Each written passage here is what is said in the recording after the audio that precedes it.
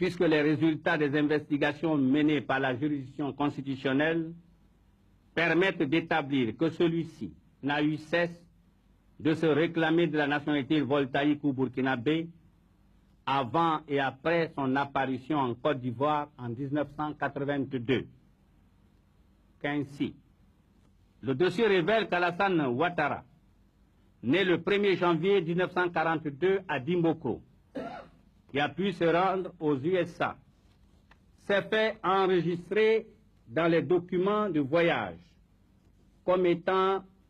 de nationalité voltaïque et qu'une fois à destination, il s'est fait inscrire à l'université de Pennsylvanie, à Drexel University, comme étant un étudiant ayant la nationalité voltaïque. Tout comme lors de son mariage avec Dame Barbara Jean Davis, le 10 janvier 1966 en Philadelphie, il s'est réclamé de la nationalité voltaïque. De même que sur sa carte de sécurité sociale numéro 165 40 92 95, délivrée en 1962, il a indiqué la même nationalité comme sienne. Que par ailleurs, une fois ses études terminées en Pennsylvanie, il est resté dans les documents de référence des étudiants étrangers ayant étudié sur le sol américain comme étant d'origine voltaïque. De même qu'il est établi que le 1er décembre 1982, il a été nommé vice-gouverneur de la BCEAO sur proposition des autorités voltaïques en remplacement de leur ressortissant Charles Bila Kaboré, admis à faire valoir ses droits à la retraite, puis décoré peu après, le 27 décembre 1982, en cette qualité par le ministre Abdoulaye Koné à Abidjan. Considérant également que c'est en tant que voltaïque que Alassane Ouattara a été nommé de 1968 à 1973 au FMI en remplacement du sieur Justin Bézoulou de Zambie. Au surplus, l'intéressé dans ses relations et transactions d'intérêt privé s'est toujours présenté comme ayant la nationalité voltaïque, puisqu'il ressort des investigations qu'il s'est ouvert dans les écritures bancaires de la CIB,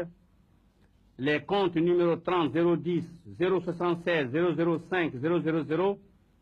et 30 121 415 M, en indiquant qu'il avait la nationalité voltaïque, possédant le passeport diplomatique voltaïque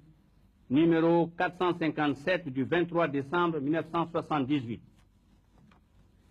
Qu'en outre, à l'achat des immeubles Signal, Ekodio et Boukoré,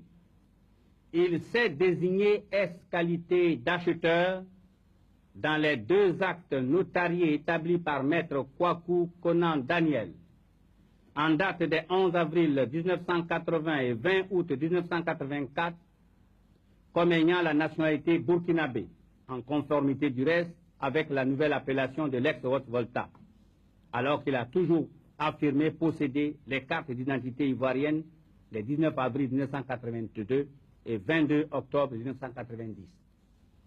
Considérant qu'il est en toute hypothèse difficile d'admettre qu'un Ivoirien d'origine,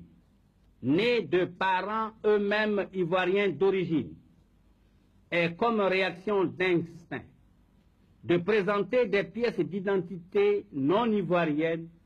à l'occasion d'actes d'intérêt juridique accomplis sur le territoire ivoirien. Que dans ces conditions,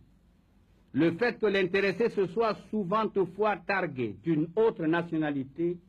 n'est que constant, et que celui-ci ne saurait fléchir à l'idée que toutes les pièces recueillies et se rapportant aux différents faits articulés ne seraient que des photocopies, ne comportant que des imitations de signature de l'intéressé, puisqu'il appert de nos investigations que les originaux des 10 actes, dont certains font foi jusqu'à inscription de faux, existent bien sur le territoire national et qu'ils peuvent à tout moment être consulté. Qu'au surplus, s'agissant de certains de ces faits, Alassane Ouattara ne maintient toujours ses dénégations que par la force de son obstination à trouver une autre acception au mot prévaloir, puisque sans les nier, il affirme même, en clamant haut sa fierté,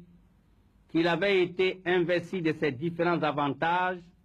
sans acquérir la nationalité subséquente. Qu'ainsi, à l'occasion de son investiture en tant que président du RDR en août 1999,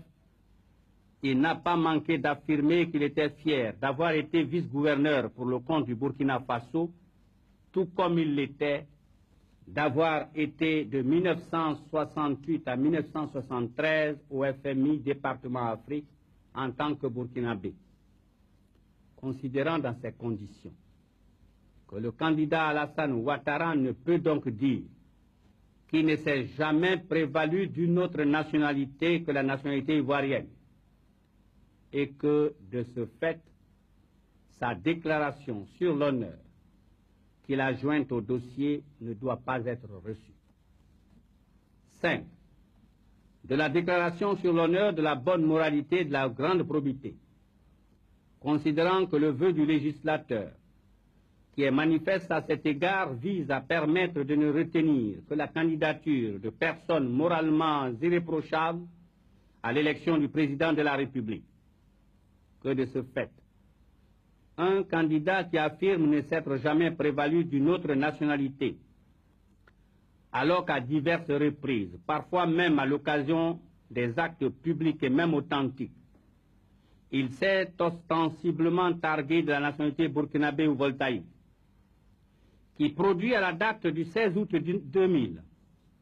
un certificat de nationalité de son père, pourtant décédé et enterré à Sendou, en République du Burkina Faso, qu'il fait néanmoins résider à la date de la délivrance de l'acte à Abidjan, qui réussit, avec le concours de personnes moins âgées que sa prétendue mère, le moyen de se faire délivrer un certificat d'individualité non signé du juge constatant une concordance d'identité de sa mère avec Cissé Nabindou, ne peut être considéré comme étant d'une bonne moralité et d'une grande probité.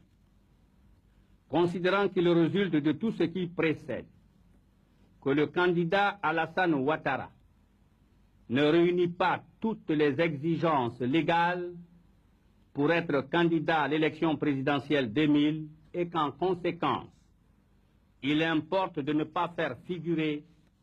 ses noms et prénoms sur la liste définitive des candidats à la dite élection.